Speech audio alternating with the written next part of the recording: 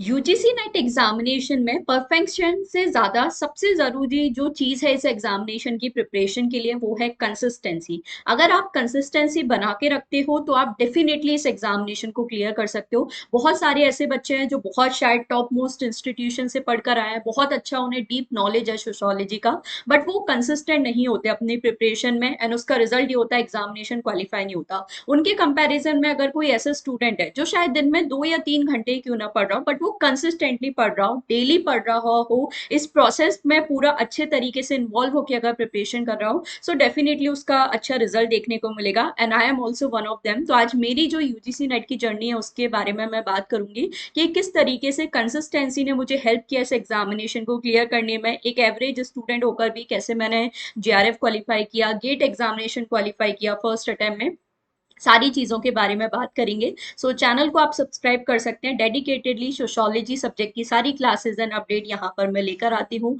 Almost 3 years यहाँ पर मुझे हो गए इस एग्जामिनेशन की प्रिपरेशन करते हुए, सो आप लोग मेरे साथ ज्वाइन कर सकते हैं। डिटेल बैचेस भी यहाँ पर आप सभी के लिए अवेलेबल है, पेपर 1 एंड सोशोलॉजी के, सो आप मेरे साथ ज्वाइन कर सकते हो। तो बात करते हैं कि कैसे हमें कंसिस्टेंसी अपनी प्रिपरेशन में बना के रखनी चाहिए। लगातार जब आप पढ़ते हो किसी भी चीज के लिए, छोटे छोटे डेली एफर्ट जब हम करते हैं ना, तो उससे एक बड़ा रिजल्ट हमें देखने को मिलता है। ऐसा जरूरी नहीं है इस एग्जामिनेशन को क्वालिफाई करने के लिए बहुत ज्यादा मास्टर आपको होना चाहिए, सब कुछ आपको आना चाहिए, ऐसा नहीं है। बट जो सबसे पहली चीज है कि आपको डेली दिखना पड़ेगा, डेली अपने वो प्रोडक्टिव आवर्स निकालने पड़ेंगे। अगर आप 2-3 घंटे भी डेली निकाल रहे हो, जैसे बहुत सारे स्टूडेंट्स होंगे यहाँ पे जो ऑलरेडी अपनी पढ़ाई के साथ अपना कॉलेज के साथ प्रिपरेशन कर रहे हैं या कहीं जॉब के साथ प्रिपरेशन कर रहे हैं, तो अगर आप दिन में 2-3 घंटे भी निकाल लेते हो ना, तो भी यहाँ पर आपको अच्छा रिजल्ट देखने को मिल सकता है यहाँ पर। और जिनके पास वो जो फुली प्रिपरेशन कर रहे हैं, कम से कम आपको 6-7 घंटे देना ही चाहिए। जैसे मैंने प्रॉपर 8-10 घंटे तो रेगुलर बेसिस पे दिए हैं अपने इस एग्जामिनेशन को, और जब एग्जाम टाइम आ जाता है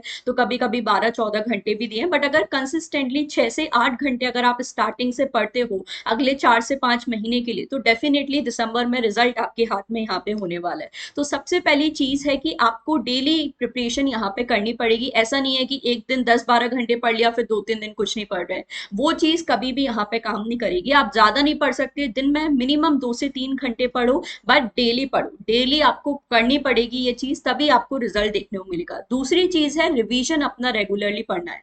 याद रखना, ज्यादा पढ़ने वाले का यहाँ पे सिलेक्शन नहीं होगा, बट ज्यादा बार पढ़ने वाले का होगा। ज्यादा बार से मेरा मतलब है भले ही आप कम टॉपिक पढ़ो बट उसका रिवीजन इतना ज्यादा करो कि आपको बहुत अच्छा फ्रूटफुल रिजल्ट देखने को मिले। जैसे मैं अपनी प्रिपरेशन के टाइम पे इस तरीके से मैंने अपने शॉर्ट नोट्स बनाए हुए थे। जैसे थिंकर्स हैं तो एक पेज में थिंकर के सारे कॉन्सेप्ट यहाँ पे लिख लिए और यहीं पर चीजें हाईलाइट कर ली शॉर्ट में, कीवर्ड यहाँ पे लिख लिए। जैसे देखो मैं आपको बताऊं, सुसाइड का थियरी है तो लो एंड अप का एरो लगा दिया, लो इंटीग्रेशन हाई इंटीग्रेशन। इस तरीके से पूरा पूरा सजा के नोट्स कभी भी नहीं लिखने हैं कि दुनिया को दिखाना है और बुक पब्लिश करानी हो ऐसे लिख रहे हो, नहीं। जो चीज आपको समझ में आ जाए, जो चीज आपको क्विक रिवीजन में हेल्प करे, जैसे ये जो मैंने थिंकर के एक पेज के नोट्स बनाए, ये मुझे लास्ट टाइम पे रिवीजन में बहुत हेल्प किए, क्योंकि एक ही पेज पे अगर थिंकर के सारे कॉन्सेप्ट लिखे हैं तो तुरंत मैं रिवाइज कर सकती हूँ कि कौन कौन से कंसेप्ट है। अब उस कंसेप्ट का मीनिंग क्या है वो मेरे माइंड में छपा हुआ है। जैसे ही मैंने सोशल फैक्ट वर्ड पढ़ा तो मेरे माइंड में सारे कॉन्सेप्ट उसका मीनिंग याद आ गया। जैसे मेजरमेंट स्केल्स है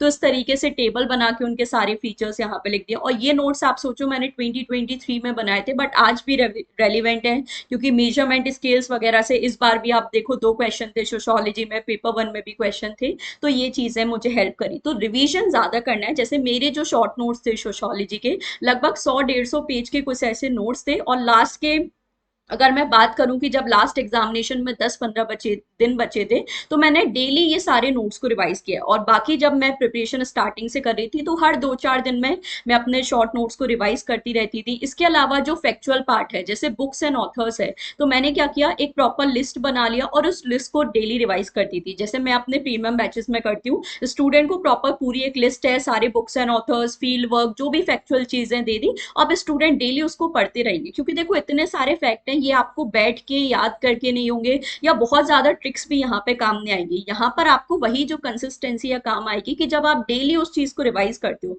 जैसे मैंने बुक्स की एक लिस्ट बना ली, अगर मैं डेली उसी सीक्वेंस में किसी बुक को पढ़ रही हूँ, उनकी क्रोनोलॉजी अगर सेम सीक्वेंस में रीड भी कर रही हूँ ना, आप सोचो आज से आपके पास नेक्स्ट अगर 100-120 डेज भी मैं लेकर चलूँ यहाँ पर, अगर आप 120 दिन लगातार सेम चीज वही बुक्स एंड ऑथर्स रिवाइज कर रहे हो, सेम दिन का अपना 1 घंटा निकाल लो और उस बुक की लिस्ट को डेली रिवाइज करो, और डेली से वो सिर्फ पढ़ना है आपको, तेज स्पीड में बस पढ़ते जाओ, ये नहीं सोचना कितना याद हो रहा है कितना दिमाग में जा रहा है, नहीं, बट डेली पढ़ते जाओ, तो 120 दिन बाद अपने आप वो चीजें आपके माइंड में रह जाएंगी। वैसे भी ये ऑब्जेक्टिव टाइप एग्जामिनेशन है, तो ये बुक्स एंड थिंकर्स पे इतना ज्यादा टाइम बर्बाद नहीं करना है कि इसके चक्कर में हम बाकी जो मेन कंसेप्चुअल चीजें छोड़ दे। तो बस आप जब बुक डेली रीड करते हो, जैसे मैंने ये बुक डेली रीड की, तो मुझे इतनी प्रिपेयर मेरी इतनी अच्छे से हो गई थी कि जब मैं क्वेश्चन देखूँ तो वो क्वेश्चन एंड ऑप्शन देख के मुझे आंसर याद आ जाता था।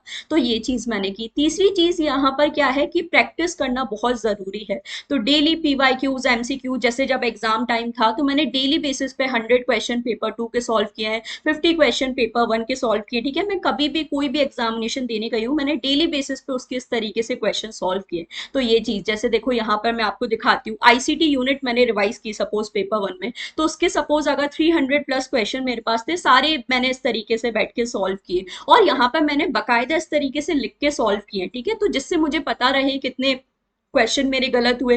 क्योंकि आजकल क्या होता है, वीडियोस हम देखते हैं तो वीडियोस में टीचर पढ़ा रहा है और हम बस आराम से लेट के कैसे भी बैठ के उसे देख रहे हैं, और कभी भी नोट डाउन नहीं कर रहे हैं कि कितने क्वेश्चन सही हुए कितने नहीं। तो मेन प्रॉब्लम यही है कि आप अपने परफॉर्मेंस को कभी ट्रैक ही नहीं कर पा रहे हो, कितना आपने पढ़ा है कितना नहीं पढ़ा। ठीक है, ये जो आपकी प्रिपरेशन है, ऐसा नहीं है कि सिर्फ 1-2 दिन पढ़ के सिर्फ लास्ट डे मैराथन पढ़ के हो जाएगा, नहीं, आपको कंसिस्टेंटली 4-5 महीने लगातार ये एफर्ट करनी पड़ेगी। तो जब भी क्वेश्चन सॉल्व कर रहे हो हमेशा इस तरीके से क्वेश्चन सॉल्व करने, और ये चीज मैं अपने प्रीमियम बैचेस में हमेशा करती हूँ। जैसे स्टूडेंट्स को मैं जैसे ही एक यूनिट कंप्लीट हुई, यूनिट 1 जैसे अभी हमारी चल रही है, यूनिट 1 जैसे ही कंप्लीट हुई, मैंने यहाँ पे स्टूडेंट्स को दे दिए 10 से 15 साल के प्रीवियस ईयर क्वेश्चन। अब स्टूडेंट क्या करेंगे, उनके पास पीडीएफ है, कंसेप्ट मैंने सारे पढ़ा दिए, रिवाइज कर दिए, खुद से बैठ के सॉल्व करते रहेंगे। क्योंकि अल्टीमेटली जो सेल्फ प्रैक्टिस है वो यहाँ पर आपको बहुत ज्यादा काम आती है। आप खुद से बैठ के कितने क्वेश्चन सॉल्व कर रहे हो वो आपको बहुत हेल्प करता है यहाँ पर। क्योंकि वीडियोज देख के हम क्वेश्चन सॉल्व करते हैं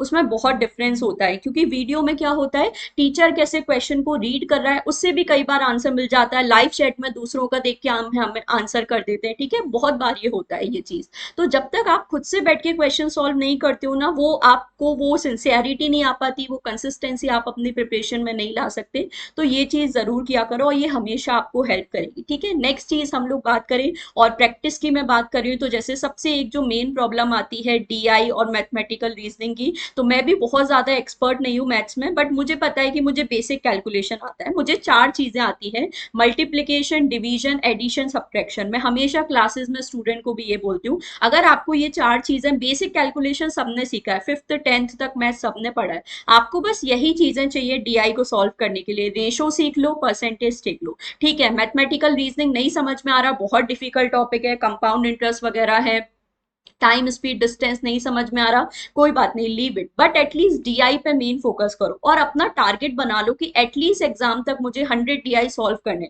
जैसे मैंने रेगुलरली एक डीआई रोज किया ही किया है, और उसका रिजल्ट यही हुआ है कि मैं सारे 5 आउट ऑफ 5 क्वेश्चन सॉल्व कर पा रही हूँ डीआई के, चाहे कितना भी आ जाए। जैसे इस बार क्यूमुलेटिव परसेंटेज वाला डीआई था, माना कि वो बहुत ज्यादा डिफिकल्ट था, टाइम कंज्यूमिंग था, 20 से 25 मिनट भी आपको लग सकते थे उस डीआई को सॉल्व करने के लिए, क्योंकि इतना ज्यादा टाइम कंज्यूमिंग था। बट स्टिल एक चीज है कि वो डुएबल था। अब जैसे इस बार सोशियोलॉजी का पेपर आया, वो इतना डिफिकल्ट आ गया कि इस बार जो पेपर 1 में जिसने अच्छा स्कोर किया होगा उसको बेटर रिजल्ट यहाँ पे मिल सकता है। तो क्यूमुलेटिव परसेंटेज वाले ये जो डीआई है ना, या जितने भी डिफिकल्ट डीआई है, वो इम्पॉसिबल नहीं है, बट वो आपकी प्रैक्टिस पे डिपेंड करेंगे। अगर जिसने डीआई रेगुलर बेसिस पे प्रैक्टिस किया है तो उससे वो सॉल्व हो जाएगा, शायद 15-20 मिनट में भी सॉल्व हो जाए। टाइम लग सकता है क्योंकि लेंदी था, कंज्यूमिंग था, ठीक है, ऊपर से सोशियोलॉजी पेपर देख के वैसे ही दिमाग खराब हो गया था, तो वो चीज है, बट वो डुएबल चीज है। तो इसके लिए अगर आप डेली एफर्ट करोगे, एग्जाम तक अपना टारगेट बना लो। अभी आपके पास आराम से 120-150 दिन है, अपना टारगेट बना लो, मुझे 100 डीआई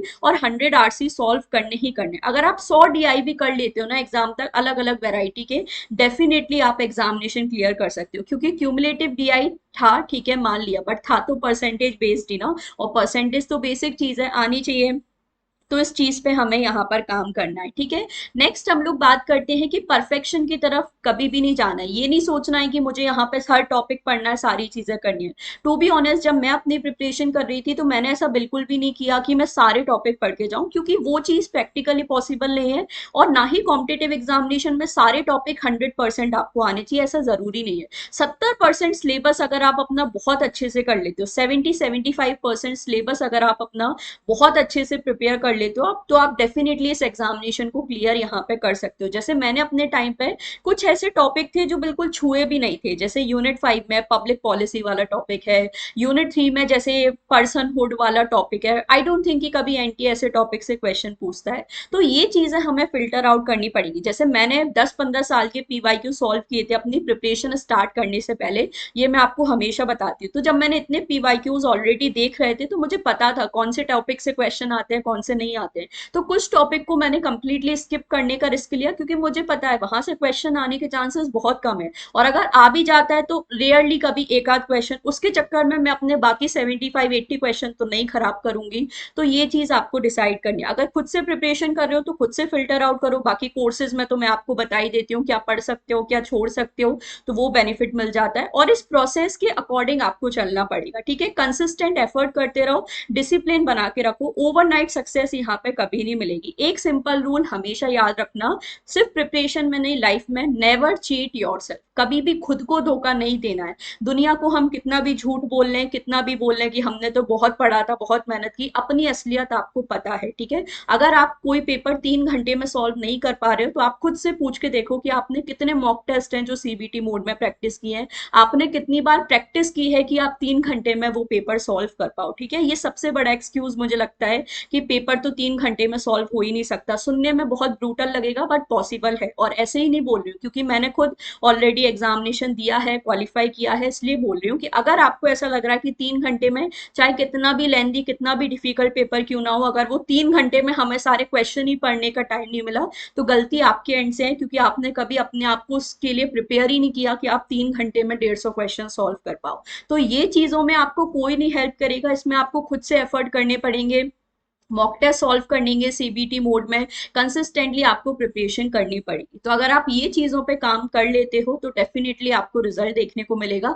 बाकी जो एक्सटर्नल फैक्टर्स हैं जो हमारे हाथ में नहीं है सिचुएशन, उसके बारे में सोचने का कोई फायदा नहीं है। बट जो आपके हाथ में चीज है उन पर आपको बहुत काम करना है, जिससे एक अच्छा फ्रूटफुल रिजल्ट आपको देखने को मिले। आई होप ये सारी चीजें आपको समझ में आई हैं। मैंने बोला इंपॉर्टेंट टॉपिक्स पे फोकस करो, ना कि सारी चीजें। तो आपके लिए अभी मैंने कुछ दिन पहले ही वीडियो बनाया था जिसमें 150 टॉपिक्स की यहाँ पर बात की है। इसमें से अगर आप 100 टॉपिक भी पढ़ लेते हो ना एग्जामिनेशन के लिए, डेफिनेटली आपको रिजल्ट अपना देखने को मिलेगा इस बार दिसंबर में। So you have to take the call. क्या आपका टारगेट है दिसंबर में एग्जामिनेशन क्वालिफाई करना, या सिर्फ बैठ के अपना फिर आगे पछताना ही है? क्योंकि अभी इस टाइम पे जितनी वैकेंसी आ रही है ना उतनी नहीं मिलेंगी। मतलब बैक टू बैक हर स्टेट में आप देखो कि अभी करेंटली मैं बात करूं 8 ऐसी स्टेट हैं जिसमें सेट एग्जामिनेशन का नोटिफिकेशन आया हुआ है। और जब सेट का नोटिफिकेशन आता है तो वैकेंसी आनी ही आनी है असिस्टेंट प्रोफेसर की। ऑलरेडी कुछ स्टेट में तो आ भी चुकी है और एग्जामिनेशन चल भी रहे हैं, जैसे एमपी हो गया, यूपी में नोटिफिकेशन आने वाला है, वो चीज है। तो अपना टारगेट बना लो कि अगर नेक्स्ट 1-2 साल में असिस्टेंट प्रोफेसर बनना है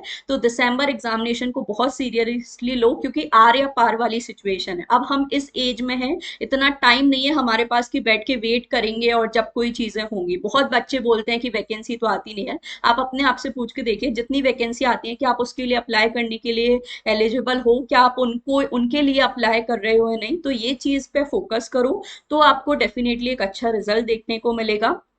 तो मेरे साथ अगर आप प्रिपरेशन करना चाहते हो, मेरी बातों से, मेरी स्ट्रेटेजी के साथ अगर आप अलाइन कर सकते हो, तो प्रीमियम, सिर्फ और सिर्फ प्रीमियम बैचेस में ही आपको A to Z सारा सिलेबस मिलेगा। कितना भी भटक लो, कहीं भी भटक लो, कहीं नहीं हो पाएगा आपका अच्छे से सिलेबस कंप्लीट। सो डिसाइड कर लो कहाँ से पढ़ना है, कैसे पढ़ना है, एंड आप अपनी प्रिपरेशन यहाँ पे अच्छे से कर सकते हैं। बाकी चैनल को भी सब्सक्राइब कर सकते हैं, यहाँ पर भी सारी क्लासेज एंड अपडेट मिल जाती हैं।